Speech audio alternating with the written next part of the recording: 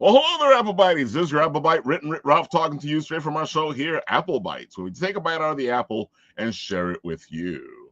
And of course, we got this beautiful Wham stand mic here, and I can't stop talking about it. I can't stop telling you people how beautiful and great this is. If you guys want to make your con table, whatever you're trying to do to show off your books to your dude, Wham Stand is the people to go to. They make your table stand out, folks. I'm telling you. At the cons, you'll see the Wham Stand stuff on it, the turning tables, all the beautiful stuff that he can make, and he can work with you to make something that you want to make. So check out Wham Stand. These are the guys that you want on your side. And sooner or later, I will be discussing a giveaway for one of these beautiful mics here. Information coming soon. Right, today we got Michael, we got Tony. Hey. And Michael, you're muted. Yes, I am. Oh, there we go. Oh my God, folks! Today it will be a nice little geek out. We're gonna have a little bit of fun here. We got Mike talking about his book, and then we will be talking about a plethora of other things that are happening, especially since we are on the road to Tabletop Gaming Expo. Long Island Tabletop Gaming Expo. There you go. It's a mouthful, but we're heading in that direction. And on top of that, we have our new sponsor, Clipkick, who will be doing the whole thing at Tabletop Gaming Expo. And we'll be sharing with you guys this new way of doing the old social media type of stuff without the social media and being more private and showcasing the people that are in the event. Wait. We have a sponsor? Yep. Clipkick. It is a friend of mine who's been working on an app for a while, and he's like, "Hey, Ralph, what if we sponsor you?" Joe, Bad Night Davco, I got a bunch of bottles if you want. You want to give me some free stuff? I tell those people all the time. Whoever wants to sponsor us, you're more than welcome to come and sponsor. I would love to get a $500 bottle in the box. We'll be doing exclusive unboxings on the show. Oh man, Mike. So I love what I've been looking at so far and all the stuff that you're putting together for your book. So we're gonna jump right into this, and what you're gonna do is you're gonna tell the people who you are, all the good stuff, and give them the spiel. So go, Mike. All right, well, my name is Mike Watson. I go by the moniker of Most Epic Art, and I am the publisher of Freestyle Comics. And we are doing our chapter, I want to say 42, the next book in our FSK saga, Emerald Quest. And this book has been a journey. It has had its ups and its downs, but at the core and basis, this is a fantasy book. I'm a big fantasy geek. If you love Game of Thrones, Lord of the Rings, and X-Men, this is the book for you. This is a book that you want to dive into. Big ensemble cast story with magic, swords, fighting, betrayal, and mystery all mixed in one. We're with this Kickstarter, we'll be up to our 4th issue, and we're doing something a bit different with it. We painstakingly got the entire series redrawn by Seth Demus. Seth came on for the 4th issue. Did a really good job. The 5th issue script wasn't ready, and we're like, hey, number 2 has a jambalaya of artists. Why don't we get you to redraw that one while you're waiting for the 5th issue script? And then he did an amazing job on that, and we bit the bullet and was like, yeah, we're just gonna have you redraw the whole series, guy. You're just making it look all good. The caveat with that is we have 2 versions of it. We have the regular Western style of the book that will be available, all 4 issues. But then we're also taking all of Seth's new artwork and we're condensing it down into a manga version, 2 volumes that we'll be releasing on this Kickstarter. And it all takes place in this world called Allion. And there's a giant crystal or emerald inside of this planet that's like the heart of it. And it shatters, separating the planet into several floating land masses, and everyone's racing to collect all the emerald shards to put it back together, because a child of light will be born from it and the world will be reformed in that child's vision, and every kingdom wants to control that child. So it's epic race to the finish line to see who will be ruling over this world again. I gotta say, I already like the idea. I love what I read. I liked what I did, what I found when I was diving into it. You know, quests, RPGs. You know, you're talking my language. I gotta say, where did you come up with this idea? This was back in college when we were working on Hot Shot. I like I said, huge fantasy guy, and that's when I first saw got my first relationship with Lord of the Rings. So we made up this fantasy book, Emerald Quest, and it was based off all my friends in college. And as we went through, it started off as a comic book. It became a children's book for one of our projects. Then it was a book that we released. Then there was a hiatus on it. Then we got a new creative team. We relaunched it, redesigned it, redid the characters. So it's been a long process, and this iteration here is the best version of it that we had because we have one artist doing the entire thing. So he's reworked the designs, and he's really, really comfortable with the characters. So this just comes from me wanting to swing swords and shoot fire from my hand and fight a dragon. That's a good enough reason, but there was a quest and a half there just getting the book over here to where it is now. Yes, yeah, it's definitely been a quest. It's definitely been a journey, but there's a lot of potential in this. There's a lot of love in this book, and I got to see it through. This is actually going to end up being a maxi series. I wanted to end on the 25th issue because I just think that would be perfect. 25 issues, but we will end it where the writing makes sense.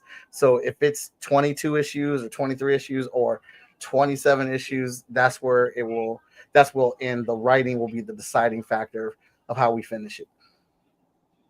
I like that. I like when people do that. There's a story going to tell, and it has an ending, and when it ends, it ends. That's the same thing as what the writer from The Walking Dead, right? He was like, I have an idea when it's going to end. I'm not sure exactly what issue will end at, but I know when it's going to. Yeah. When it ended, they made no announcement. It just ended. It was exactly. Yeah, and that's how I plan to do it. I know exactly how it ends. I wrote the first 4 issues here. Brian J. Lambert is coming on as a new writer for the 5th issue. Brian is an amazing writer, and he is a great ensemble writer. I've seen his crossover work and read it, and I loved it. And I felt like Brian was the right person to take this book to the next steps. So getting us to, develop these characters more, chain these stories together, and get us to our end destination. So I gotta say, the swag over here looks really good. You don't usually see this type of style for a shirt or something, especially with the art. We don't see clothing. Oh, I usually don't see clothing on Kickstarter. That's exactly. But I like the fact that it's not just a square little piece that has the art on it. I am not a fan of the square on the comic book t-shirts. I know they work and they've been around for a while, but we luckily found a couple printers that do all over print. Thank you. And I want the full canvas to design. We want to try to make we're big merch people at FSK.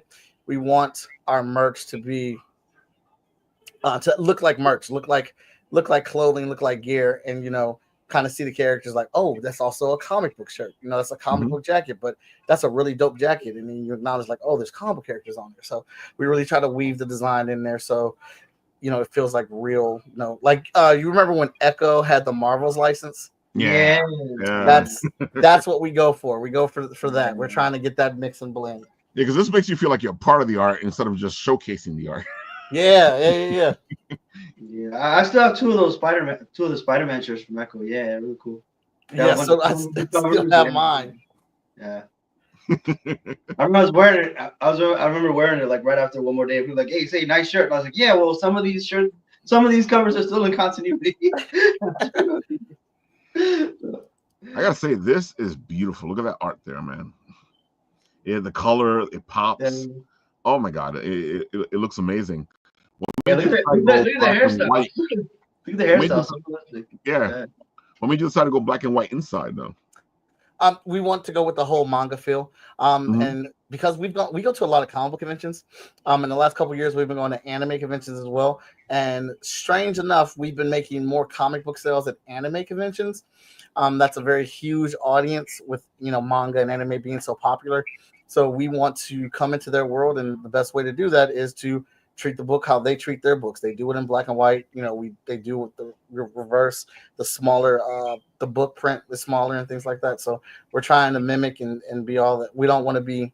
We're guests in the manga area, so we want to respect the culture and the rules. It does have a nice manga look to it, I gotta say, and the art on the inside does look really good, even in black and white. Because sometimes you got a black and white book and you're like, Seth is incredible with his black and white and gray tones. Once we saw that, we're like, man, I want to put color on it, and eventually later this year we will collect it in a graphic novel in the Western style. I figured, it will be fully colored. It's getting colored right now by Vess. She's amazing, and Veronica Smith's also helping with that. But Seth does the Zipatones. He loves the Zipatones. He plays with those really well. He does grayscale really good. We're like, man, let's go ahead and just drop this as a manga, carry it to our anime shows, and see if we can expand our audience with this title. Because once you get that fan base reading your books and asking for it, you start doing more numbers. Yumi says, "Oh wait, Seabus, I used to live there. We know live about 2 hours north. We used to live about 2 hours north of around Akron." I'm actually 2 hours. I'm from Cleveland, and I moved down here to Columbus for school. See, man, it's a small world. Everybody's connected. It is. Dude, I gotta say, this looks amazing. And when you're gonna launch? We settled that we are gonna launch this week. So it's probably looking like Wednesday or Friday is gonna be the launch day. I've been looking at it and I've been staring at the Kickstarter every day, so I had to take a couple of days away from it so I can come back and look at it, see if there's any errors and make sure everything is in right. So I gotta rest the eyes and then come back to it. That's what you got to do sometimes. Sometimes you have to step away, make sure everything's okay. So just so I don't hear, "Ow, Ralph didn't put it into the comment section." There it is. It's in the comment section. Go check it out. As we tell you all the time, when you help a creator by signing up to get notified, it really does help out because it gives you a better place in the algorithm when the project starts. And sometimes it even starts as a project we love, which is the best thing for a project. So go help right now, man. Go. Just following the campaign is absolutely free. So we want to get as many followers on there as we can. Exactly. That's why we tell people, you want to help people. You're always talking about helping people. It's free. Go help them now. Oh my God. Yeah, look. He's like, we get Ralph to visit us. We'll have to bring him down to Columbus. She's been trying to get me to visit, and I almost visited, and then stuff happened called pandemic. Oh yeah, that did happen. That was a thing. Oh yes. It stopped the world, but it also started this show here, which you guys are watching, because if it wasn't for the pandemic, we probably wouldn't be doing this live show. Stupid New Yorker that doesn't know where anything is Columbus in Ohio?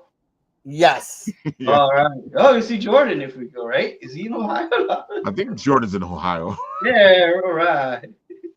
That's crazy. That's how I also started my podcast during the pandemic. Right. Yeah, because we had a lot of artist friends going, "Ralph, man, I got all this art. I don't know what to do with it." I was like, you know what? Let's do a live show. You come on, you show off your stuff, see if people want to get it. Yeah, I started on the show during the pandemic. Exactly. Somewhere in the middle, yeah. So we had a lot of free time. There was a lot of free time. It's like, oh, Seabus is a nickname for Columbus. Yes, it is. Yumi's telling us. See, folks, you learn stuff here. Well, I do because I don't know anything. I don't know anything. And she's saying she lived and worked there for a year. I gotta say, I love what you got here. So, is this the only book you're doing, or you guys have other books? Because I feel like you're a bigger thing. Yes, we have 14 titles, and we're coming up on our 50th published book here real soon. Like I said, this is like our 42nd chapter in our ongoing saga. So we have right now 100-issue story arc planned between all of our books, or a good chunk of those books. So it's hard making indie books, and the original goal was to make our main book, our flagship book, is Hot Shot. So the original goal was to do 100 issues of Hot Shot, but I only drop maybe 1, maybe 2 books a year of that, and that's like what? That's like 50 years by the time I get to 100. So we had to cheat. we had to cheat the curve, and because we're doing these other stories, integrate them all into one big story. So we have 3 big crossover events planned: a small, a medium, and a large one. The large one will end this series with this set of characters, or at least most of them anyway. But that's the goal, using all these different books, 14 titles.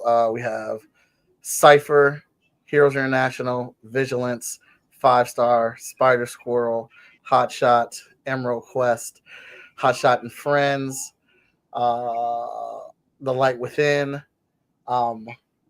We used to distribute Green Zone, and Scribble War. Yeah, so we got a lot. We got a lot of different titles. Wow. That's a lot of stuff.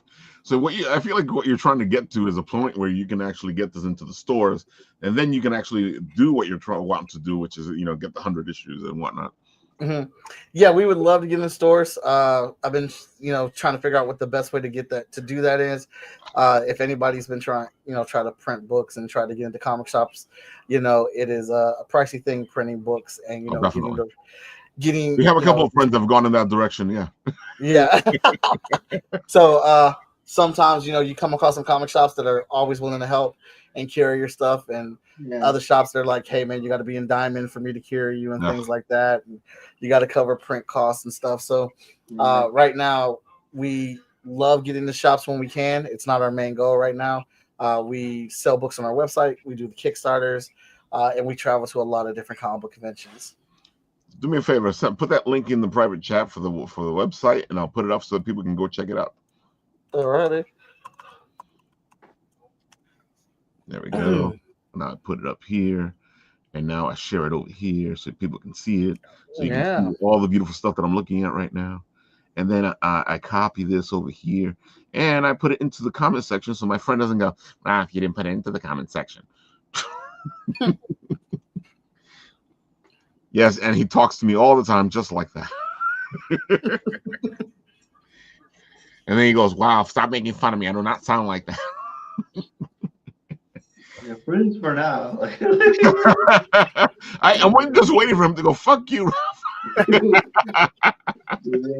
Oh, you were the first to break the rule. I told you. I'm always the first one. Sometimes the guest does it, but no, usually it's me. That's hilarious. For the viewers that don't know, like there's 3 rules before we start the show. It's try not to curse, even though Ralph will curse. Be the first one to curse. Have fun, and Roman Tony's always all right. Go. Oh my God. Yeah, folks, we love to geek out here, and sometimes the cursing comes out. So there you have it, folks. You got all the beautiful stuff in the comment section. This guy, look at this stuff, man. It looks amazing. You have to go check it out. Thank you, dude. Look at this. You guys. Sometimes when we see this, we don't see much professional looking stuff, but this looks way professional.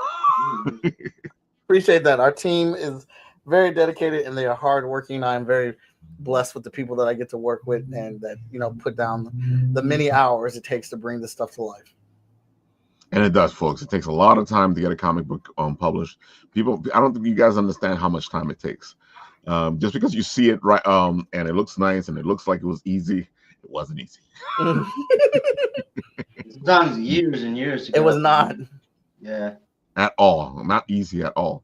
Right. And I can show you how not easy it is, because we have our friend Mata Sorcier, who has her new Kickstarter going right now. And Mata is the artist, the writer, the penciler, the letterer. My favorite thing she says is, I do all this work. I can't even afford to pay myself.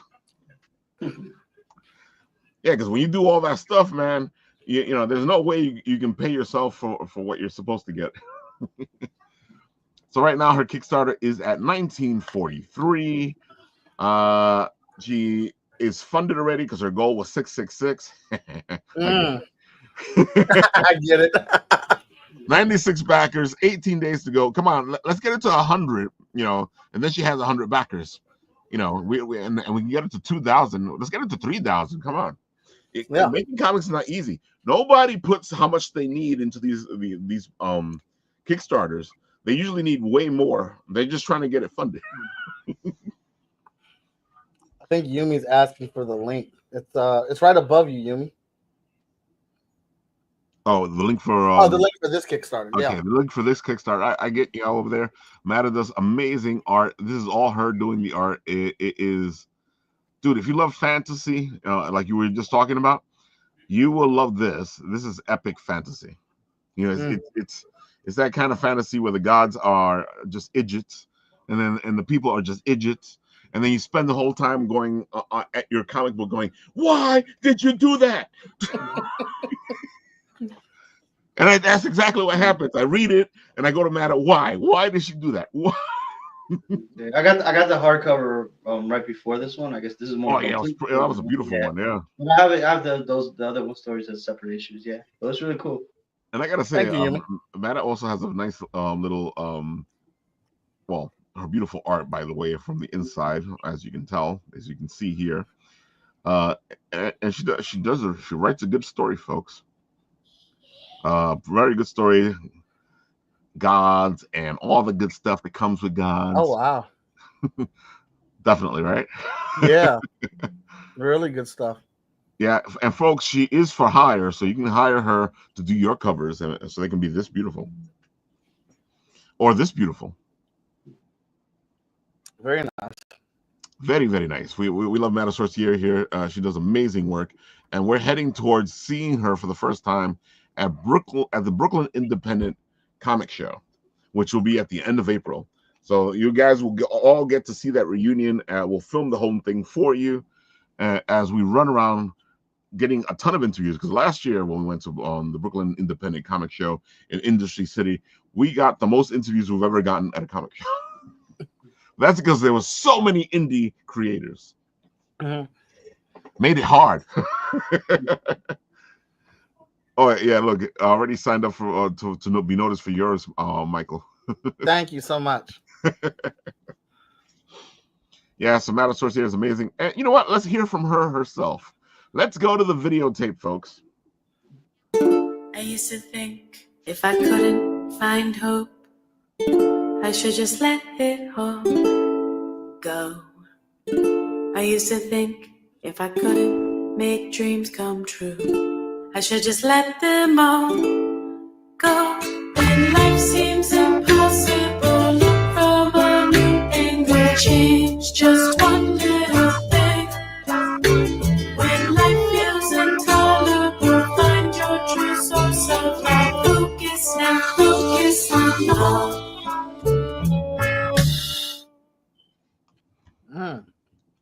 I see Mata decided to go with a nice little trailer this time. Usually she's talking in the trailer, but I think she wanted to let it speak for herself. Was that her singing? Huh? Was that her singing? I wonder if it was. I'm not sure. I know she told me something about it. And I'm hoping to get her on soon, but she's really busy right now. Okay. Well, we'll find out, folks, and we'll bring it to you. Hey, you know what? I'll find out during the week, and I'll tell you on Wednesday on the Written Writ. Don't you sometimes talk in those videos? Maybe you were singing, Ralph. Just Yes. Oh my God. So, Mike, do you hit up the conventions? Yes. I go to shows a lot. I've actually kind of backed off of shows this year. Just there's so much stuff going on, and I've started teaching at a couple different places. But I am booked right now for Fan Expo Philadelphia, Nightmare Cleveland, GalaxyCon Columbus, and Animate Columbus are shows I got coming up on the list right now. Whoa, that's busy.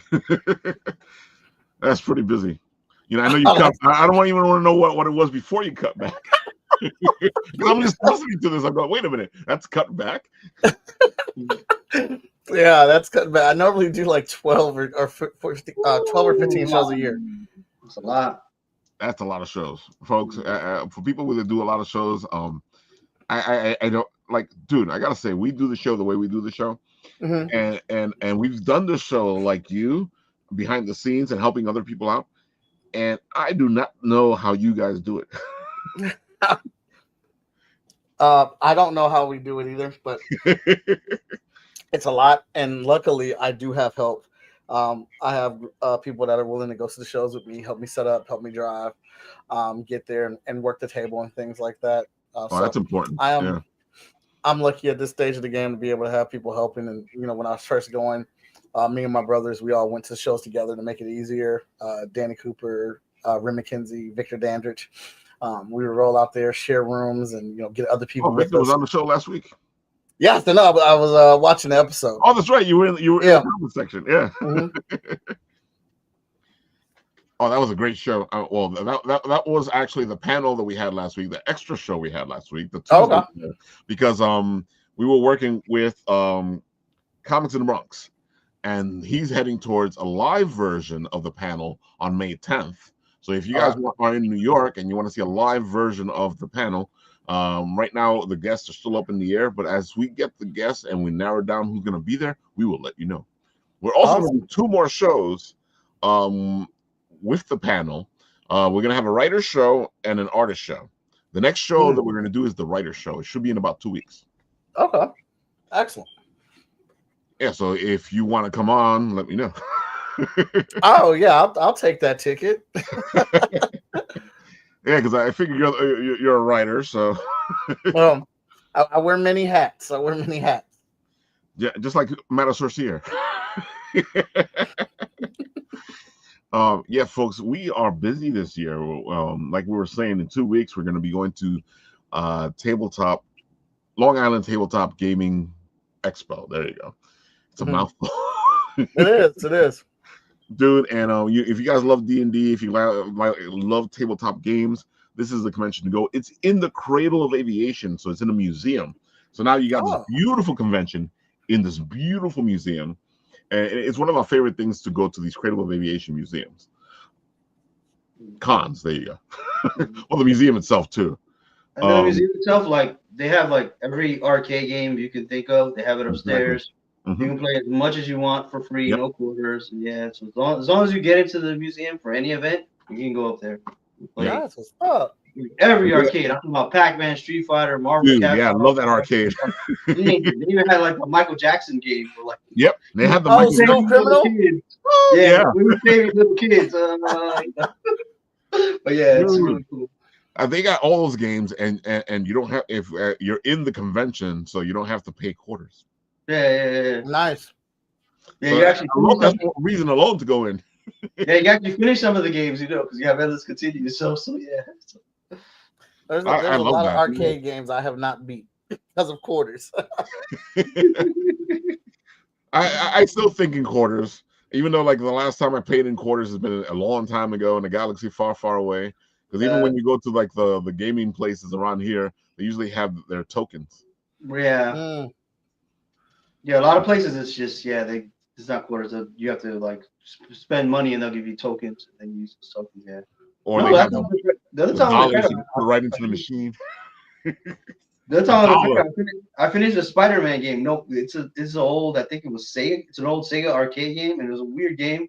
They had like you could control Spider-Man, Hawkeye, Submariner, Black Cat. And the reason you never finish is because everybody just wants to play Spider-Man. Nobody wants to play those guys. So yeah, I was able to finish it. So this is Spider-Man. It's pretty cool.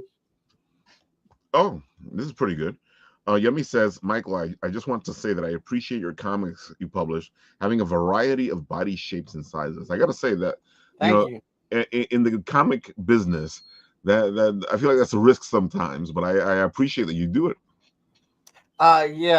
So thank you for that. I'm glad you noticed. That's what we do it for. I'm living in Columbus, Ohio. Columbus, Ohio is a melting pot. And I went to the Columbus Cover Art and Design. Nobody has the same body type, all different skin colors, all different types of people. So I draw from life. And I figured the best way to get people to be able to relate to your book is to draw a world that they know, that they live and breathe in. People like seeing a version of themselves in pages. It helps them. It may not necessarily be a need, but it is a nice little want when you see like, oh, that person, that looks like me. That looks like a person like me. And it's nice to have. But also, I mean, as much as I like drawing, muscles and sexy figures, that gets boring after a while. Like, you gotta draw some other type of people. The world is full of variety and diversity. I agree. Representation matters. And not everybody looks the same. Yeah. You got to have people in there with the dad bods. We got our thick, we got our super thick. You got skinny, you got muscular. We got to have all the body types. Dude, yeah, that's what I want to see. I want to see the guy, a chubby guy like me, being all powerful. It makes more sense, folks. Yeah, I just finished some character designs for somebody, and they had loose descriptions, but I was worried about the people. Like, I made somebody who was real wide and chubby, and I was hoping he would get past, and like he loved it. He said he was like, the figures look great. I love how different they look. I always want to add diversity, to a cast of characters, because nobody, all people don't look the same. I completely agree. All people do not look the same. If we did look the same, life would be interesting. Yeah. Oh my God. Yeah, folks. Let's see. Oh yeah, that's what I was talking about.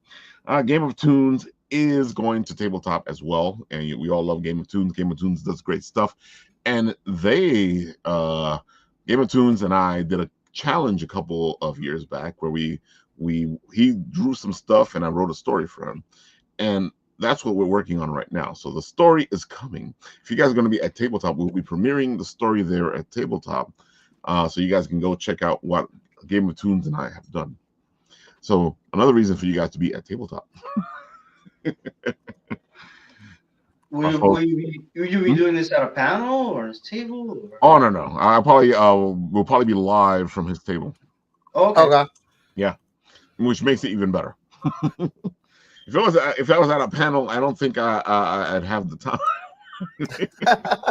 Usually, what happens at a panel is like, "Hey, let's discuss everything." Oh yeah, especially when you have a crowd that's involved, asking questions, giving good comments, and things like that. Trying to manage that time is always hard. Oh, definitely.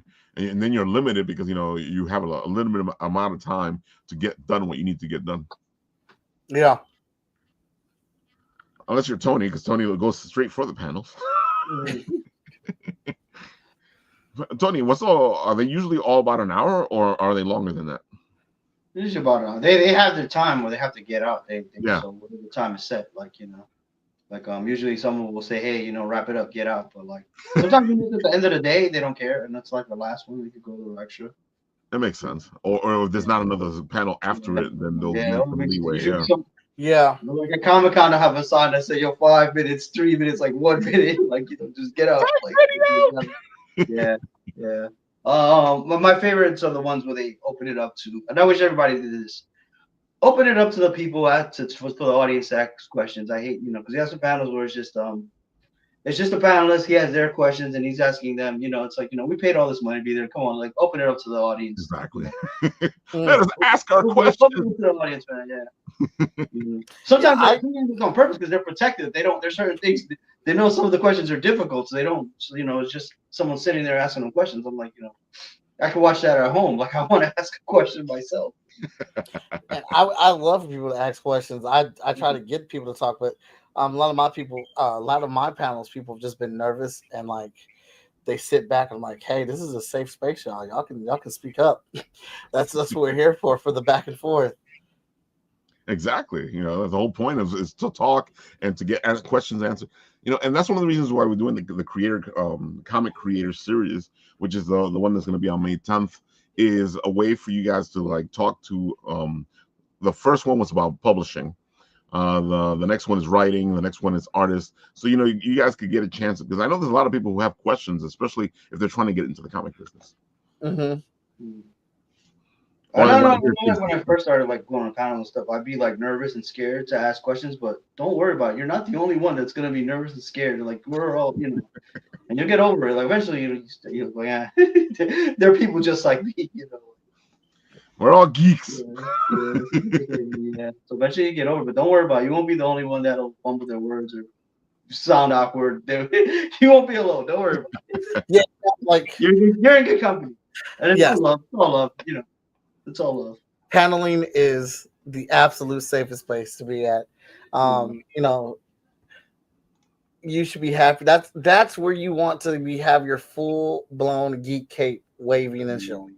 let it all out. That's where we want to have the conversations. Like some of the panels that I do, I want the debate. I want to go back and forth with you. I want to hear opinions. Because if you just listen to my opinion about everything, then that would kind of get boring after a while. Actually, it would get boring rather fast. So I need and want the back and forth. That is true. You want to hear other opinions, especially if you're like if you're trying to get into the business. The best thing to do is hear a lot of different voices on what you're trying to do, and be open to them. Because sometimes we think we know everything, and we're like, well, I just want to know what I want to know. I'm like, no, you need to know everything. That's the truth. Yeah. If you're gonna get into the business, you might as well figure everything out instead of like, oh, I already know this. If you already know this, then don't worry about it. Go do it yourself. Yeah, be prepared to hear uncomfortable answers now and then, because sometimes yeah, how do I use that? Do the work. I don't want to do the work. I said, well, Dude, I gotta say, I want to take a magic pill. Just it's a comic. Like, poof, there it is. I gotta say, that's always bugs me out because people come up to me and they go, Ralph, I want to write. What do I do? I'm like, you write. Yeah. And it's like this is the worst answer they've ever heard in the world. And I'm like, dude, how are you gonna get better at writing if you're not writing? Dude, it's same thing with drawing and making making a book. Mm-hmm. People are always like, how do you make a comic book, man? Where do you start at? You just start making a book. You can just start doing the work. Whatever thing you're good at or the part that you want to lean on, start there. If you're going to do the whole thing, do the whole thing. Mm-hmm. If you're going to get a team together, start looking for people to help you put this book together. You got to do the legwork. You're going to have to do groundwork. There is no skip past this button. Yeah. There's a shortcut to it. You just have to do it. And comic books are probably like the easiest and hardest thing to do. They're the easiest because there's nothing holding you back from doing a comic book, but they're the hardest thing to do because you're holding you back from doing a comic book. Exactly. and folks, it's not an easy thing. So if you start doing it and you feel like you're doing it wrong, it's just that it's a hard thing to do. Mm-hmm. I don't know who's put it out there in people's heads that comics are easy or the easier medium. Yeah. We live in such a world where if you want to. We're kind of lucky these days. If you want to do a comic book, you can actually do a comic book. It may not be great, whatever, but you can go right to the copy shop and make a comic book. These are things you can do. It might not be great, but and then it's in the doing. Like everything in this life is in the doing. The more you drive, the more you dance, the more everything you do, you get better at it. Just gotta keep at it. Man, Yumi asks, what comic series is my biggest inspiration? There's a couple. First off, you got Wolverine. Wolverine's what got me into comic books. Spider-Man is what kept me there. Invincible is what grew me up. Naruto is what expanded my horizon. Believe it. Yeah. But I would say the biggest influence now is probably between My Hero Academia, Naruto, and Invincible. I love Naruto for the length, for the full-on story. Whatever decisions and choices that were made are made, and they're there. The growth of being with Naruto since he was a kid, all the way till he becomes Hokage, and all the experience in there. I really appreciate how the writer makes the reader suffer, and I try so much. I'm trying to put myself in that mental state to be able to write like that, to not be impatient. Invincible, challenging the idea of what superhero comics can be, the ultimate gray area. There is no black, there is no white. And the scale and scope of the art style. Ryan Otley, Corey, they are effing fantastic. I love Invincible so much. I'm glad there's an animated series. My Hero Academia. I read the entire manga, and I just posted on my page last night because we watched the third movie, and I was like, My Hero Academia is giving lessons in classic superhero work, and yes, I know they're going to win. Yes, I know there's going to be some epic speech. I don't give a dang. I don't care. I want to want to see how they get there. I want to hear Deku struggle. I want to hear Bakugo yell at Deku. I want to see the team up. I want to see the explosive power. And like this last movie was all about transition, passing the torch. I mean, it's literally called You're Next. And the way that the creator says, hey, I'm going to put Class A up against an All Might version. And, if you can beat this guy, you are next. You are the next generation of heroes.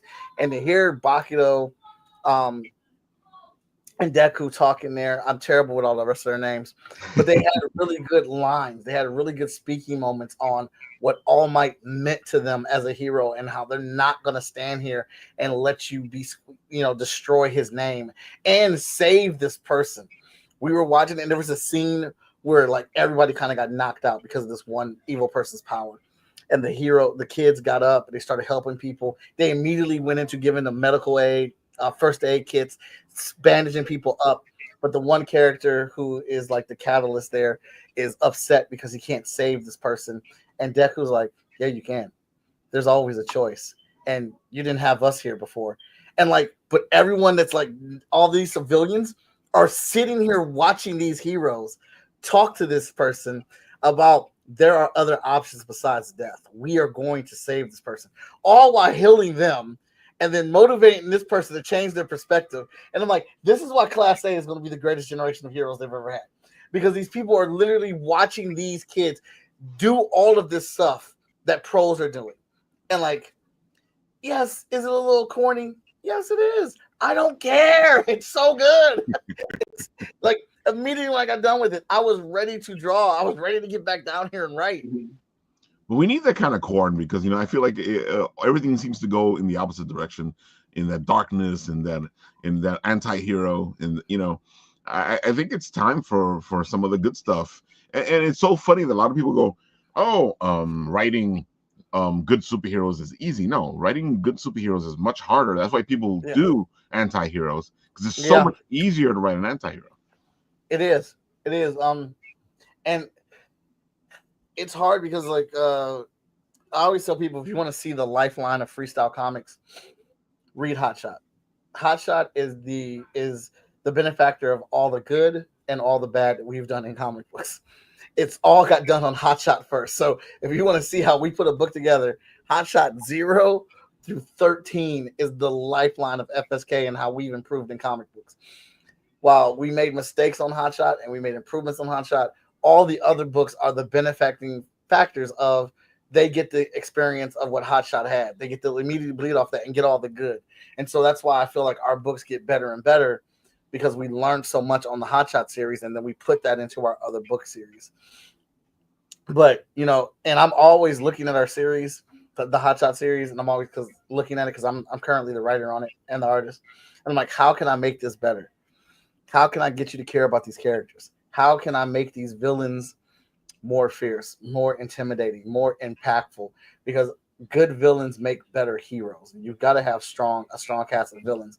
Right. But I'm not afraid to admit, like now in the writing of these books, I'm learning more of the importance of side characters and how they step up and add to the story. Because, like I said, I dropped maybe 1 or 2 books for Hotshot, and when people are waiting for Hotshot, it's like they want to see Hotshot. They don't want to see the side character because they've been waiting 8 to 9 months for the new issue to come out. So my priority is always getting Hotshot in that story. But when I'm reading these other stories, when I'm reading Invincible, when I'm reading Naruto, when I'm reading My Hero Academia, I notice how they switch and they focus on these different characters that add to the drama, that add to the emotion of what's going on. And that's more stuff that I want to pour into our books, which I would love to have a better release schedule. I would love to get up to having 5 or 6 books come out a year instead of 2 or 3 books a year. We're just trying we're always trying to figure out how can we do that, how can we get to a better point of releasing our books sooner and faster. Is there a way for us to do this without always having to depend on Kickstarter? Because Kickstarter's our lifeline. If you're gonna go on a release table like that, Kickstarter's not going to work, because you can do maybe 4 Kickstarters a year, and that's pushing it. Yeah, that is absolutely pushing it. So, we're at the drawing table figuring out how to do this, how to do that. the last few, well, not the last few years, but we've been doing an internship with the Columbus College of Art and Design, where I take about 5 to 8 students from CCAD, and they are our intern class. So they help do stuff at FSK. I show them and teach them how we make comic books, how we work at comic book conventions, how to be a freelancer. And then they also get to make a book. That's what Cypher is. Cypher is our intern dedicated comic book. So we do short stories in there, and we've been using that to explore, the rest of the FSK universe and these other characters and how they play a role, and what's to come and things like that. So that's one venue of how we've done things, and trying to apply for grants to help us get more books out on release. So we have our trades and things like that. I don't think you can ever really settle in the indie game. You're always moving, you're always learning, you're always trying to figure out how can I get to the next house. I completely agree, and that's what makes indie so great. And it's so funny to me when people are like, oh my God, Marvel, DC, Marvel. Dude, if you're looking for something Marvel, DC to do, they're not going to do it until the indies, until they're scared of the indies, until the indies are the ones doing it, and they have to do it because now they have to keep up with the indies, which is the same thing that happened with Kickstarter. All of a sudden now, all the bigger companies are like, hey, Kickstarter, this sounds like a good idea. And now they're in the Kickstarter, and I feel like they're taking away from the little indie guys now. Mm-hmm. Yeah, so that's a double-edged sword. I remember if how things changed. I remember Kickstarter when early on when big companies would go on Kickstarter, everyone would be like, "Hey man, you're a big company, you don't need our money." And now it's like, changed. It's like, oh, that's cool. I want to get that. I'm like, I don't know. Yeah, I feel that's a bit of a double-edged sword, because they do draw a lot of attention. They do bring a lot of people there, and they also prove the validity of Kickstarter and what you can do with it. But yeah, when people are seeing, Teenage Mutant Ninja Turtles or the Power Ranger books on there, and they're like, I'm just gonna get this off here. Sorry, I'm not gonna be able to get my indie books this month. This is a 70 issues of the Turtles in one graphic novel. Teenage Mutant Ninja Turtles did not need to do a Kickstarter. That bugged me out. Oh my God! They absolutely didn't need to do it, but they did. And Power Rangers did one, and there was a lot of cool stuff on that Power Ranger Kickstarter. And now Marvel is doing it with their artists. Who was it? Frank Cho. They did an art book for him. I think they did one for he was the artist who was drawing the X-Men during the Age of Krakoa. They did a book for his art. And, it's like, oh, I would love to get those art books. But then you go over there and you look at the price. You're like, y'all might as well just put this in the store. Exactly. Because you figure you're going to get a special Kickstarter price. And then you get the same freaking price or worse in the store. It's like, man. But you know what it is? They're sitting there going, we can get more money from them like this. Yeah. Because they're taking the fact that, a lot of people, we know Kickstarter. And a lot of people that support and work through Kickstarter don't mind paying extra money for stuff because they know they're helping people get things funded. Exactly. And the big boys, the big companies are like, oh, well, we're going to do the same thing. We don't mind you guys paying that extra price a little bit more for that. But it's like, you don't need it, not at all. I remember when they did one for Gundam. I mean, they wound up pulling the plug because there was a lot of mistakes. Right? And I remember, in the chat, I was like, "Hey, could you guys support this indie project called Mobile Suit Gundam that no one's ever heard? Please help them out." Oh my God. Oh.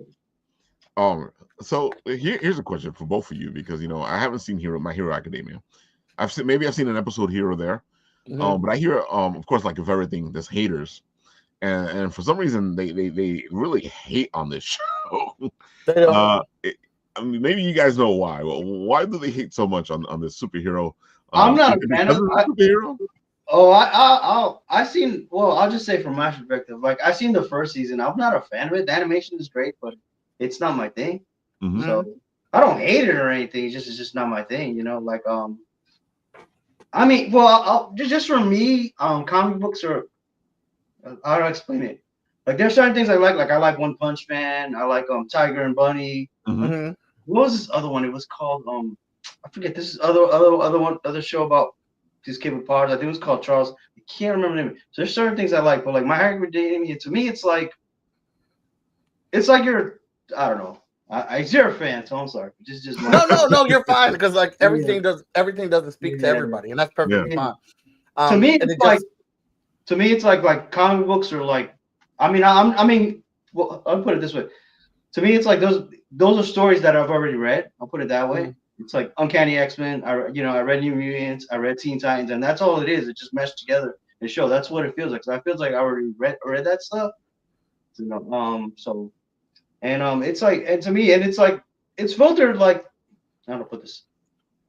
It's like filtered through like an anime lens, and that's like not like that's like kind of like not what I that just doesn't vibe with me because it's like I feel like Deku is like I can beat this guy if I believe in the power of my friends, and I have a flashback of something that happened 2 minutes ago, and I'm like, no, dude. Well, like Spider-Man could believe in the power of his friends, all that. Galactus is gonna step on you, dude, and it just feels like that. So, and it's like that kind of storytelling for me is fine when it's in One Piece or it's in Naruto, but when it's in superheroes, I just have a certain view of it. It's not my thing, but the animation is amazing. So and I get it. Like a lot of kids are, because like when I was a kid, if I was a kid and I saw it, I would probably be more into it because like like we had, maybe Spider-Man's maybe friends, we had Super Friends, which was cool, but it didn't look like My Hero Academia. It didn't look like that. So I get it, but it's just not my thing. I'm a One Piece. I love One Piece. I love Naruto. So there's certain things I like. That one just doesn't jive with me. That's all. Yeah, and I think that's perfectly fine. Everything doesn't gel with everybody. It spoke to the '90s kid in the '90s kid in me, and I love big hero moments. I've teared up. I've cried at some of the stuff in My Hero Academia, like Deku. His passion. Deku. I will tell you, Deku is the most sacrificial hero in all of creation. That boy will sacrifice himself for a fly. He wants. He will save everybody, and he will do. And that's why All Might chose him, because even if it meant him giving up his power to save one life, Deku would do it. I know. I talked to one person who like they start off like me not liking it, and they tell me like, yo, just keep watching it, go back into it. So I may or may not. But he said the one thing that turned him off was like, Deku, this is like the most annoying character. I can't stand this guy. But he held with it and like, oh, wait a minute, this is character development. The character is growing. Oh, like I'm not used to this. I don't see this in comics anymore. Yeah. Deku, he's going on a journey. Oh, Deku's very annoying in the beginning of the book, but that lays down the foundation for who his character is and how much it means to him to be a hero. I don't really understand why people hate on it. I know there's a lot of controversy in how the series ends. A lot of people were unhappy with it. I read the ending, and I really want to ask y'all, why do y'all hate it? Because if you've been reading the series, that's exactly the ending that would happen. All of that makes sense with everything that they gave you. I just don't get it. You've been seeing this toxic fandom that happens all over the place. even when it's good, they're like, "Oh, that sucked," and I'm like, "What were you expecting?" I'm like, "Yeah." Like somebody put in my comments. I mean, you watch Seinfeld, right? You watch Sopranos, right? Like, those were bad endings. Like just like Yeah, someone put on my comments that they didn't treat the side characters well enough, and then so I was like, I'm thinking back, like, dang, My Hero Academia is the book that made me really realize the importance of side characters. Exactly. So like, how much more time did you want them to spend on side characters when Deku's the main character? You know what would have happened if they spent a lot of time on those side characters? Why are they always doing filler? Yeah. Yeah. And I think they spent a lot of time on the main villain who Deku fights at the end. But like when you see all the parts connect of what drives this villain, you're like, oh, that makes sense. I think it adds more to it. Yummy was here saying the scariest villains are those that you can relate to, the ones that make you go, in his or her shoes, I might have done the exact same thing. Exactly, and that's how it is with the villain in My Hero, and I'm sure, and like, there's other villains like that too, because we all have our favorites, right? Oh, definitely. But if you were in this guy's shoes and experienced what he experienced, I dare you not to say that you would not have fall into darkness like he did. And it's just, there's a lot of moving pieces and things like that or whatnot, but I don't know, man. We get amped. There was a scene in the anime, in the movie, the second movie, where Deku gives up his power to Bakugo so they can both have All for One. Mhm. And Deku counted on the fact that he would have embers of it still in his body, even though he gave it to Bakugo, so they both would do it. They would both have it. And Bakugo, being the jerk that he is, and I apologize for pronouncing the name wrong, I'm terrible with names. He looks at Deku and says, this is the end of your dream. You won't be a hero anymore. I'm like, damn, man, you ain't have to say it like that. I mean, he's trying to save the world. And then he looks and he says, I know, and does it anyway. And then they both light up and the music kicks on and the animation hits 10. And you're like, yeah. Bakugo has fans. We're like, why are you fans of this guy? He's a jerk. It's like, no, he has layers. He has layers. His layers. First layer jerk, second layer jerk. There's, I don't know. Tony, you're saying all the right things. I hated Bakugo. I thought he was gonna be Deku's rival. I thought they were gonna do a Naruto and Sasuke thing. Yeah. But there's one episode where he gets captured by the League of Villains. And I'm not talking about foot soldiers. I'm not talking about the petty trash villains. I'm talking about the real League of Villains, scary people, all in a bar, have him tied up. And Eraser, who is my favorite character in the show, he's a teacher. He's in a press conference, and all the media's like, Bakugo has a bad attitude. What if he falls to the villains and he turns dark and he becomes a villain himself? He's terrible. He's kind of a jerk. Like all this stuff. And Eraser gets up and he starts monologuing about how Bakugo is bad. He has a bad attitude, but there is no way in the world he will ever become a villain. And as he's monologuing, Bakugo is breaking free of his ropes, and he's in a room with all the big villains, and he's like, let's go, trash. I'll take you all on. And I was like, it all clicked for me. I was like, I love Bakugo. Do you know how much heart you have to have in that moment to not, like, he's not waiting for anyone to rescue him. He's going to be the number one hero. Yeah. He's going to take them all on, and you guys are going to come clean up the trash when he's done. And having that monologue describing how Bakugo is while he's standing up to all his heroes, man, I said, let's go. Clock in, lock in, let's get it. You can always call him by his hero name. Great Explosion Murder God Dynamite. Yes, that's his hero name. She also said Tony still needs to tell me what his favorite figure is at some point. But what is everyone's number one favorite anime ever? Ooh. Wow. Wow. Ever. It's so funny. I can tell you what I hate. I mean, Genesis Climber Mospeeda is like what really got me into anime. Even though I saw it as a Robotech, the new generation, that's kind of got me into anime. Mm-hmm. That the Street Fighter 2, the animated movie, I watch that like every year. It's amazing. Like long running series, like I love One Piece, but it's like it's hard to say. It's ongoing. It's ongoing. Big Gundam guy, like Mobile Suit Gundam, like Mecha fighting. Yeah, I like a lot of things. Yeah. So, but it's probably I would say probably One Piece is like. One Piece has everything, man. Like everything you can think of, like every genre is in that show, like so. Probably like One Piece, like whatever genre is not in there, they'll just go to island. That's just like if they want to do horror, they'll go to the horror island. They want to do like cartoony stuff, like Who Framed Roger Rabbit, they'll go to that island. So it's like they want to go to ancient Japan, they'll just go to that island. So it's like everything. I love that show. And Hunter x Hunter is amazing. I mean, that's Hunter x Hunter is amazing. But it never comes out because it's hiatus. It's really called hiatus. But Hunter x Hunter is amazing. Yeah, so they're probably like long running series, probably between One Piece and Hunter x Hunter. I'm gonna say like Gun. I love Gundam. It's very varied though, very time with different timelines. So it's like hard to pin down. But I would say like One Piece and Hunter x Hunter probably like the top two. Yeah. Yumi, you and I are on the same page. Full Metal Alchemist Brotherhood is that Oh, joint. Alchemist was awesome. That is probably like I've watched a lot of anime and I enjoy it, but I think Full Metal Alchemist is what kicked in my love for anime and wanting to devour, like just seek it and devour it. I love Full Metal. That is my number one. I gotta say, what started to happen to me was I would like something, and then after a while I would hate it because I was watching Bleach and I loved it, and then after a while I was like, I hate this shit. Ooh. Then I was watching nothing but filler. That's why.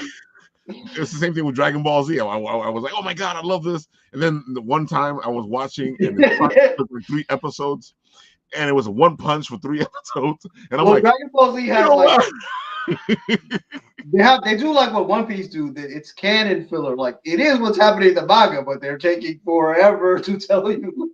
They're taking forever to tell you. I remember Freezer. Like you could actually read his fight in like 5 minutes. Like he said, this planet is gonna blow up in 5 minutes.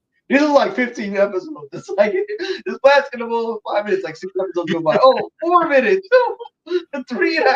Like that's just ridiculous. So that is always annoying with Dragon Ball Z. But when you say it like that, you appreciate the fact that they waited for the manga, so they didn't interpret their own thing. So you got to have a special place in your heart for that.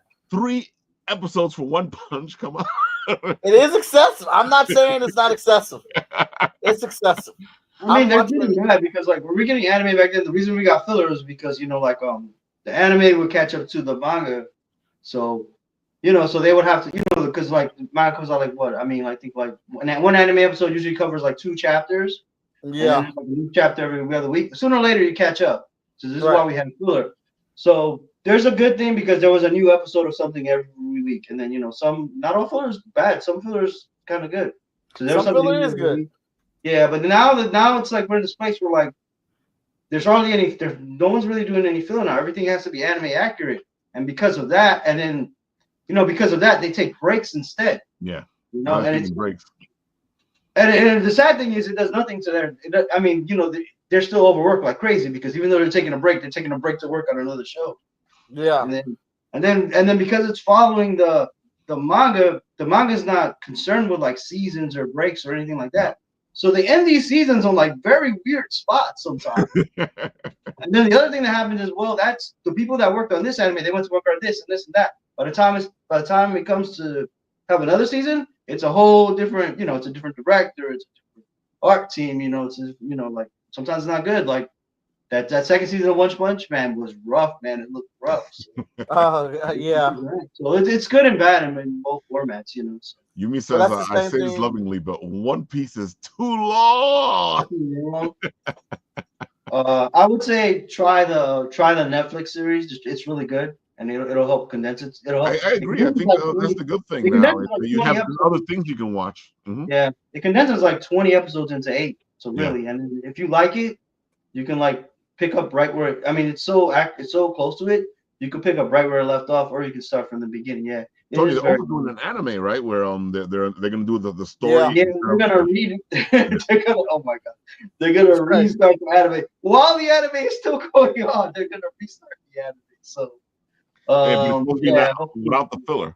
Yeah. Well, the good thing about One Piece before when it started was like the artist has like so many ideas he can't fit them all into the manga.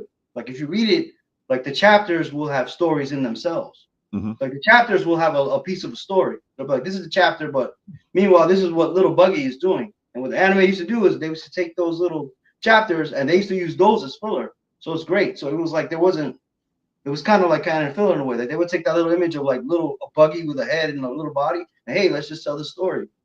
But then they stopped doing that, and so now I don't know. They stopped doing that, and then they made a filler. But it's still for a long run series, it's still pretty light on filler. So now they finally took a break, and now they're just like re-showing us an arc we already saw, making it shorter. So it's long, yeah. It's I will say that it's like even though it's long, like there's nothing wasted. Like every little character, like the author never forgets. Like every little storyline, everything that you do, you're rewarded for like staying with it because there are things that'll come up. Like I can agree. there'll be a side character that will bring them up. You know that there'll be like a little side character that did something years and years ago. You forgot about it, and the next thing you know, hey, it'll come up. Like you're rewarded. You're rewarded for it. You know, so like, I feel like Naruto. I mean, Naruto, I think it's cool, but I think like I think there are so many characters and stuff that just left to the side, forget it, like yeah, whatever, or like sometimes they'll spend like 5 episodes with a character and then not a thing again. So see, I made the mistake of watching Naruto dubbed. Like One Piece is not like that. I can't get past the believe it. So even when I watch it in Japanese, my brain is like believe it, and I'm like no, and it's good in Japanese. Yeah. Naruto is good, but it's like to me, it's like One Piece and Hunter x Hunter. The reason I like them also is like they seem very planned out. I'm sure there are things that happen, but everything seems like planned out. It seems like there's a grand plan. Naruto just seemed like kind of like they just went along with it. It just like I don't know. That's just how it seems. Like I remember Orochimaru was introduced, but Orochimaru said, "I know 1,000 jutsu. I've never seen these 1,000 jutsu. I see him do the snake, the snake. Or sometimes he switches it up. He does the snake. I've never." I know 1,000 moves, but I'm only going to show you one over and over and over. All right, so he has a spam button. Exactly. Why would I waste time with the other 999 moves if you can't beat this one? It's like when you're in an MMORPG and you use the same move over and over and over. But as far as the whole Naruto and Sasuke story, that's just legendary, man. I think that's just amazing storytelling. So there's good things about it too, yeah. But it doesn't seem like it was planned out. I remember like the anime got mad at him because he was hooking up Naruto with Hinata. The anime was doing everything to pair Naruto with Sakura. Like if you read the story, like I don't like Sakura, like I'd rather be with Hinata. But if you read the story, like everything in this thing is making it through to wind up with Sakura. And then all out of nowhere, he's like, yeah, you know what? I think you should wind up with Hinata. The anime crew just went crazy. I mean, for crying out loud, there's I don't know, spoiler, I guess, for Naruto. I don't know. You got to come back. It's been long enough. 5 minutes and come back. It's been a long time. But there's a part where like he meets his like resurrected father and he introduces Sakura as his girlfriend, even though she's not, and just to piss her off. And then he goes away. So this is the only conversation he has with his father. Why would you do that? Why would you, if you know he's getting with Hinata, that's just like cruel. Like, I don't know. So things like that. But I think he just wasn't thinking about that. He was just, oh, this will be a funny thing to do. And, so. Oh my God. I don't know. It's so funny because they give you this love triangle for the whole thing. As much as I'm like, okay, it's a better whatever. Even though Yomi's over here going, Ralph, I can tell you watch Naruto in English and Japanese. It's Databayo, which doesn't have a translation, which is why they made it to don't you know. But you get this love triangle, and then it never goes anywhere. Because nobody, you sit there going, okay, so he's going to finally fall in love with her, or she's going to finally see his value or whatever, but it never gets there. Never happened. At all. So I sit there going, I didn't like great love triangle. I'm like, what? You should watch it. You should watch backgrounds. Like they both, like a lot of times they pick the wrong girl. Like, no, they're wrong. It's fine with me because I didn't like Sakura either. So I never liked her. No, it's fine. I didn't like her. He got with Hinata. I didn't like her, but annoying. I didn't like Sakura either. So that way it's fine. But I'm like, just from like a story perspective, like why? Yeah. Like why you waste our time with that? Yeah, as a story writer, you sit there going, why do you keep putting this in my face if you're not going to do anything? Well, then also, I mean, obviously I can't speak for him, but this is one of these things that I talked about with my other creative friends is that sometimes your story dictates who the character is. Like, it's annoying to say at times, but Hotshot being our flagship character, having the most issues out, it's our flagship book. But Vigilance was the second character to come out, and her book is more popular. Her book sells more. People ask a lot of questions about Vigilance. They ask questions about Hotshot, but when she made her appearance, a lot of people want to know about her, which is why we started our own series. Sometimes as creators, you can't help which character definitely. your fan base navigates to. And I agree with you. I think it's dumb that Naruto did those things and they were trying to align it that way when really if Hinata was the end goal. But sometimes your audience and your story ends up telling you, hey, this ain't the one, B. It's over here. Yeah, I completely agree with you. Sometimes the audience does dictate what's better and what is.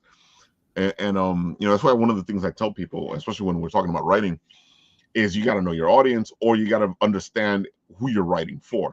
Because if you're writing for yourself, it really doesn't matter what the audience cares or does or whatever. But if you're writing for your audience, then you need to pay attention to what they're doing. But at the same time, you need to balance that out, because you can't completely give the audience what it wants, because sometimes the audience doesn't know what it wants. Mm-hmm. Oh, Rob, what's your favorite anime? I don't think you answered. I have to say, I have to agree with both Yumi and Mike. I think it's Brotherhood. You're gonna say My Hero Academia? Oh no, Brotherhood. Because out of all those shows that I have in my head, that's the only one that I never said, what the hell? What the hell am I watching this? I actually watched it to the end and I was like, okay, cool. So I have to say, just for that reason alone, that it has to be that, because I watched it to the end. It was great. I even watched. What is it? It's 2 different versions, right? Fullmetal Alchemist? Yeah. Yeah, it's the same story, but 2 different versions. 2 different versions, yeah. And I'm fine with both of them, so. Yeah, I'm fine with. I like both of them too. Yeah. It's interesting to see what they did in the other one that they didn't do in this one. It's weird to see where they went in that way and they didn't went in this way. I always love those stories where there's different ways to go. And it's always good to see those ways to go. That's why I don't get. It bugs me out when people get upset. Like that's not my Spider-Man, and I'm like, dude, I don't like Tony Stark Jr., but I'll watch it. Mm-hmm. I don't have an issue with it. I understand that there's different versions, different. It's a multiverse. It doesn't have to be your character. Yeah, it doesn't. And that's I like I said, I do a lot of panels, and a good number of panels do consist of discussions on MCU. It's like, I don't understand why y'all get so mad about what they're doing. Mm-hmm. Just don't watch it. You want them to stop doing the stuff that you don't like, then stop watching it.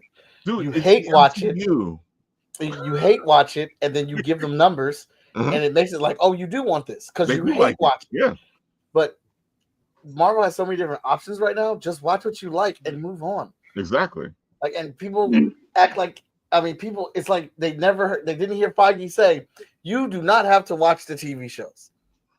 You don't have to watch the TV shows. And I argue with people all the time, like, yes, you do. You have to watch all of it to understand. No, you do not. You do not have to watch all of the TV shows to understand what's happening in the movies. No. Just go watch the movies and then leave the TV shows alone. Trust me, you will have a better life. You don't even have to watch the other movies to understand what's going on in the movie. I mean, I will say, just as a lifelong Marvel fan, I still watch everything. I haven't gotten to a point where I like won't watch something. I'll watch it. I mean, Yeah.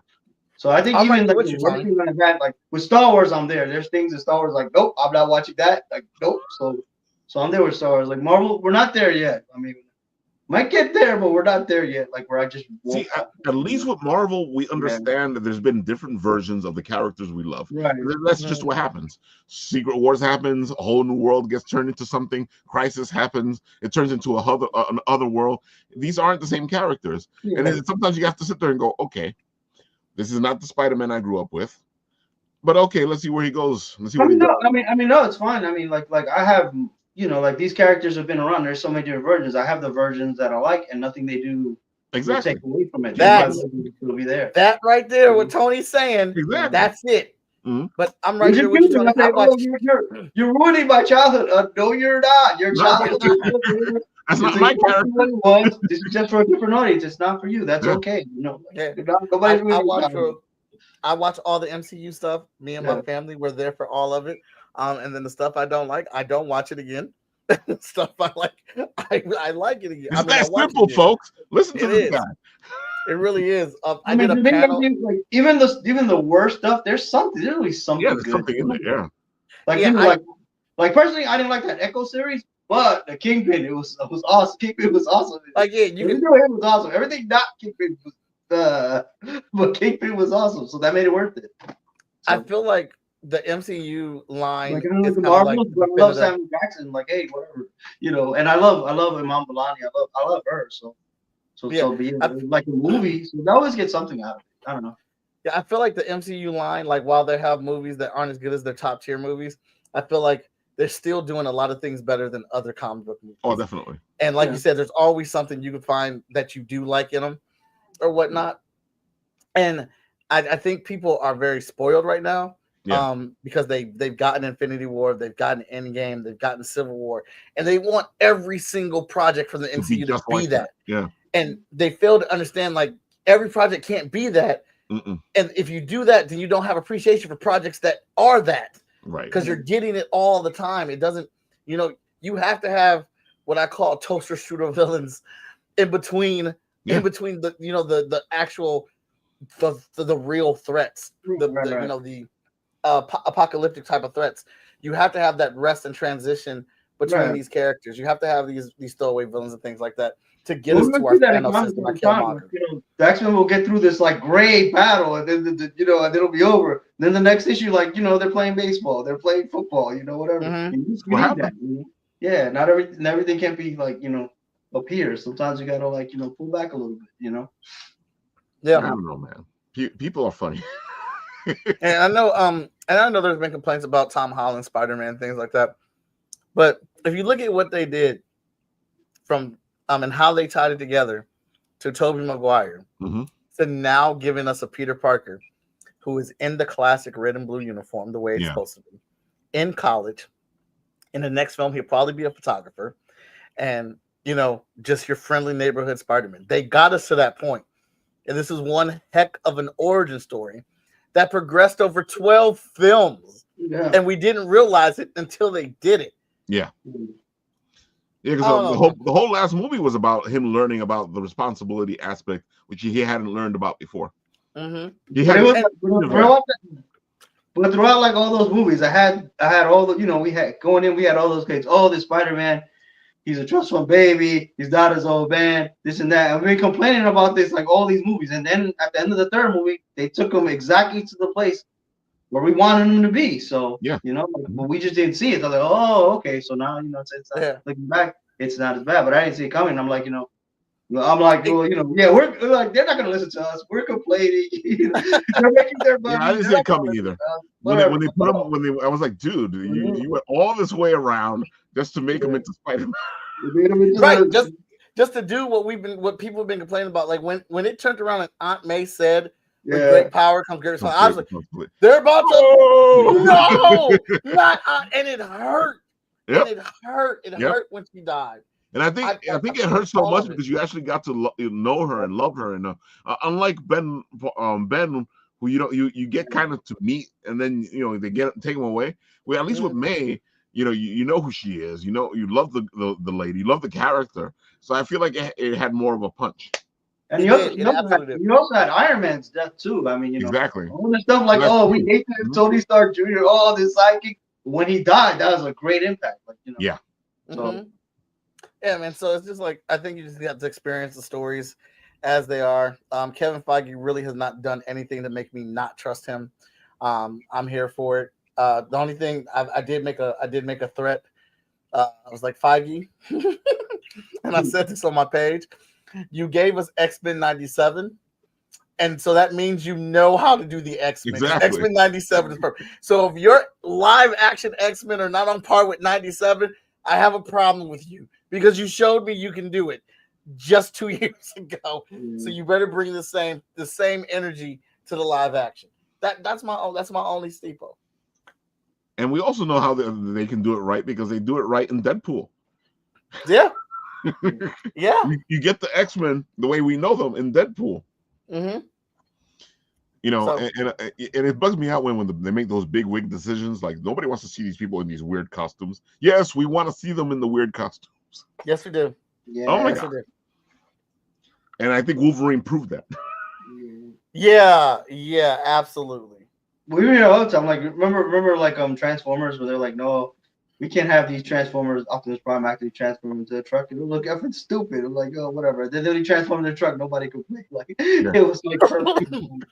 Everybody went crazy when he transforms. Oh, into a truck. It's definitely. like that's what we're here for. Why? That is absolutely what we're here for. Stop tripping.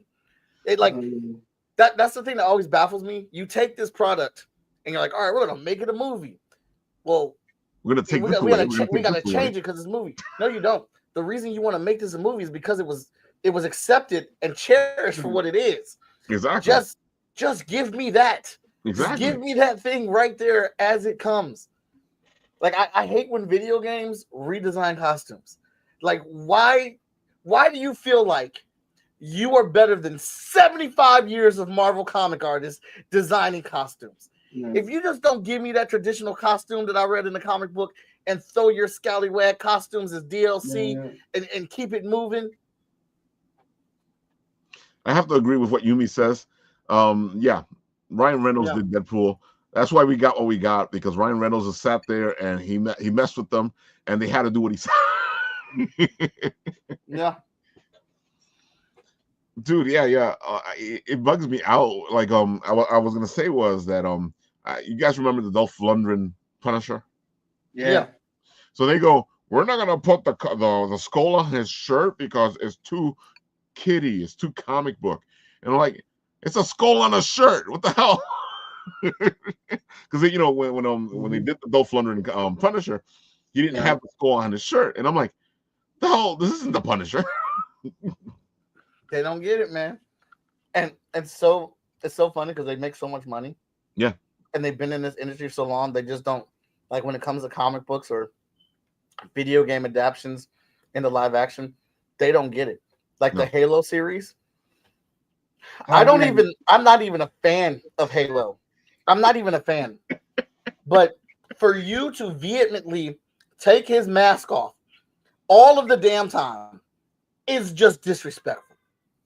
That is the one congruent theme in Halo is that he always has on that helmet. Right. We never see who he is. Mm-hmm.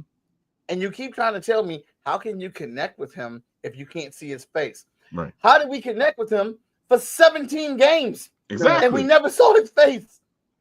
Dude, that's why I respect the Mandalorian so much. And I respect the actor from the Mandalorian because, you know, I'm going to keep the mask on because that's what the fans want. And that's what it is. Yeah. You know? And it bugs me out, like, with all these movies, like in the comics, you barely ever see Peter Parker's face. You know, when you're in the comics, you usually see Spider-Man, and if they do the Peter Parker face, they do the half thing. Yeah. You know, and sometimes you'll be a whole comics, you don't even see Peter Parker. You know, in the movies, it's like constantly he lost his mask. He takes it off. Yo, any movie you could just think about it. Any movie where a superhero wears a mask, they have their identity figured out in that same movie. Like Batman, every movie they figured out Iron Man right away. Like you just go Spider-Man, like somebody figures out identity in every movie. But meanwhile, Superman in his movies, like nobody figures it out. Nobody gets away with it. Like maybe like one person sometimes, but usually he'll go scot-free. But like Spider-Man, like I mean, it would help if he would like take his mask off in the middle of a battle sometimes. You know, like what you can do. You mean like there are fandom movies we do not acknowledge. So, folks, I know you guys came on and you were like, where are they going to go? Well, you saw where we went, and we get a lot of geeking here. Mike, why don't you tell the people all the good stuff again? I'll put up your stuff so they can go find you. Probably they can find you too. Oh, man. So we have Emerald Quest manga volume 1 and 2, A Gathering of Destiny. This is an epic fantasy of magic, betrayal, and redemption in 4 awesome chapters, all redrawn by the amazing Seth Demus.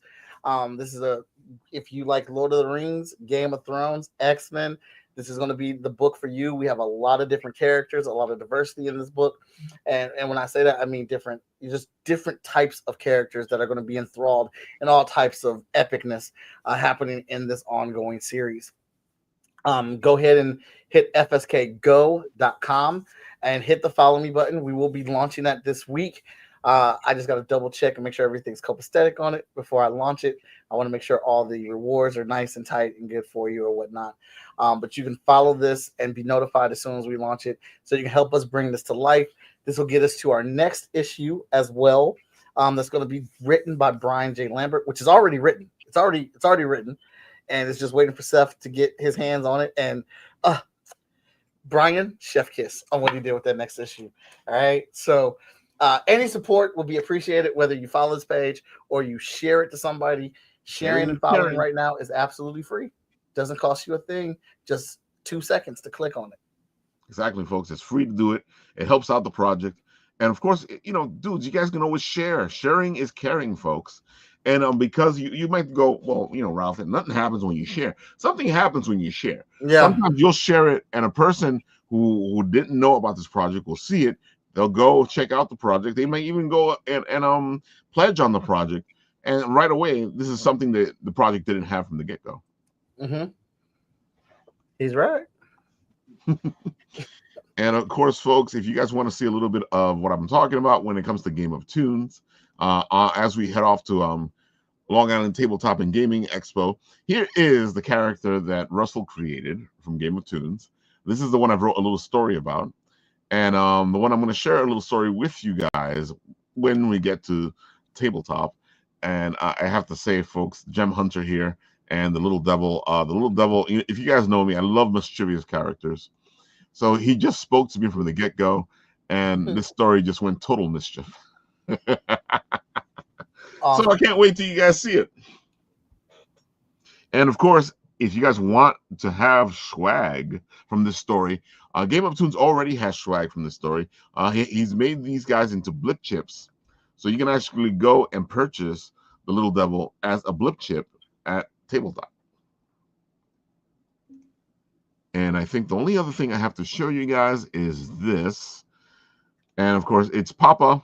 Phil Russert has put his heart and soul into this story. He was trying to get this book to his father, who was dying of cancer. But he died of cancer before he was able to get the book completely made and into his hands. He's actually broken down the book because he didn't think it would go as a bigger book. So he broke it down into 5-issue miniseries because making it into the bigger book would have been like around $15,000. This makes it a little easier to handle, and maybe later on he'll put all of it together into the bigger book. But right now it's a 5-issue miniseries. This story is fantastic. I got to read this. If you like old comic books, you'll love this. The story has a lot of heart. It has a lot of nostalgia, and folks, you should go check it out. I most heartedly 2 thumbs up. Great story, especially if you like those heart-pulling stories. Would you mind if we showed the trailer for Emerald Quest? Oh, sure. I love your trailer. It's not on the Kickstarter though, right? So I think you're either gonna have to share it with us from there, or show me where to go. I'm pulling it up. I got it going here. Because if it's on your computer, there you go. You got it. And thank you. The trailer was a lot of hard work because I talked to my my teenagers and my class at the library and my college students and got their feedback, and they tore me apart. So we ended up completely redoing the trailer based off of their feedback. The children are our future, as they say. Exactly. See, but that's what you got to do. You got to put it out there, see if it works, and then if it doesn't work, make it work. Absolutely.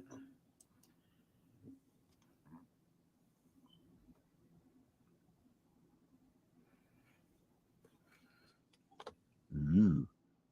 I don't hear the sound. Oh, the sound isn't going? No. Send me the link and I'll play it over here because I can see you have it somewhere.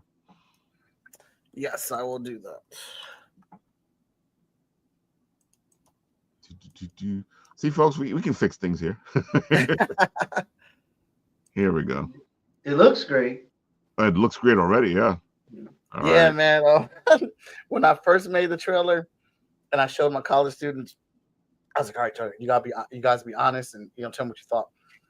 You can see it? Can't see it yet. Okay, hold on. They were like, it looks super generic. I was like, what? I worked so hard on it. Oh, I gotta add the stage. There we go. This is me. All right. Then I go to the Facebook, and then I put the full screen. Still see it, right? Yep. No, I'm saying you can see the thing before I play, right? Yep. Okay, here we go. I think you have that on mute.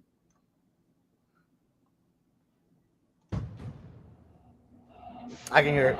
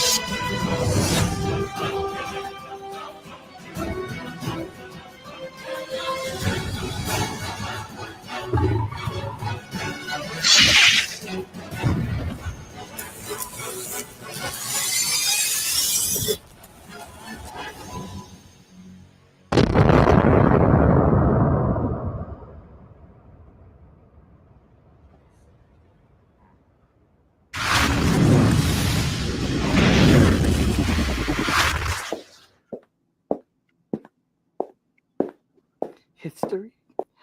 Oh, that's quite easy. Dude, that is amazing. I feel like I should start playing the video game right now. That's what that felt Yeah, like. that's nice. Little black spray paint right all over the front of my $600 cell cam. You missed the one that's up in the. There we go. Thank you. I appreciate that. Thank you very much. Oh, no problem. When I saw it, when you sent it to me, I was like, whoa. So I definitely wanted to show it. And I like how I can see that you guys started off with the Apple trailers and then you did something else to it. I gotta say, because you don't usually when I do the Apple trailers, you can't the sound doesn't stay from the to do the extra stuff. Oh, so you got to hack the system. That's what I thought. Okay. The Apple movie trailer, iMovie. Once you make a trailer, you get everything in position and you get all your letter work the way you want it through the movie trailer. Right. Then there's a feature on it when you go back to the main screen to make it a movie. And then it breaks up all the clips. Oh. And then you can edit and manipulate more things. Some stuff you have to go back to the original trailer to manipulate, but then other things you can manipulate when it's broken up like that. So I do a combination of Apple iMovie and Clip Studio. You had to because we've been working with from before I started doing the trailers differently. We would go exclusively with that stuff because it's so dramatic. Mm-hmm. Oh my god! And I loved it, and then I was like, okay, I feel like this is kind of hampering me. Yeah.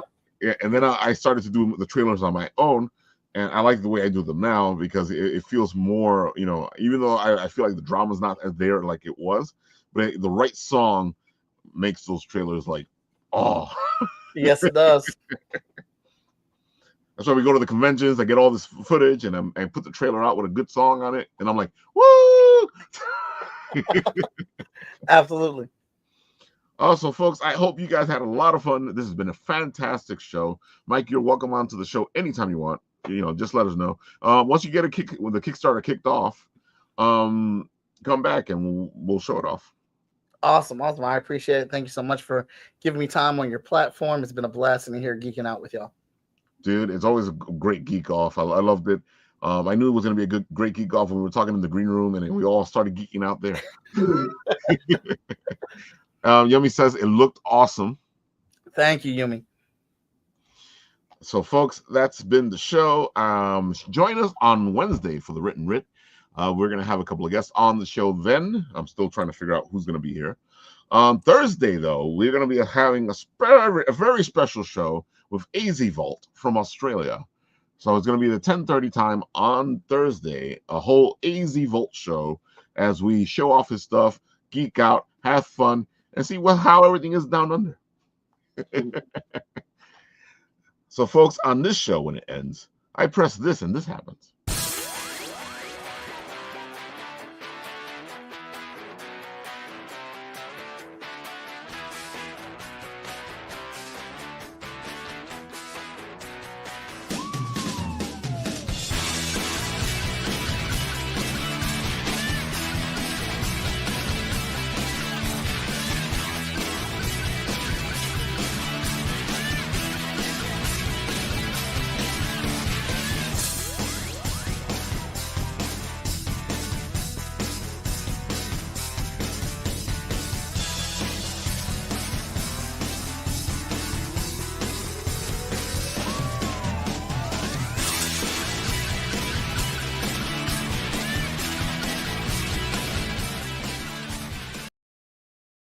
I know why you guys stayed to the end. You guys want to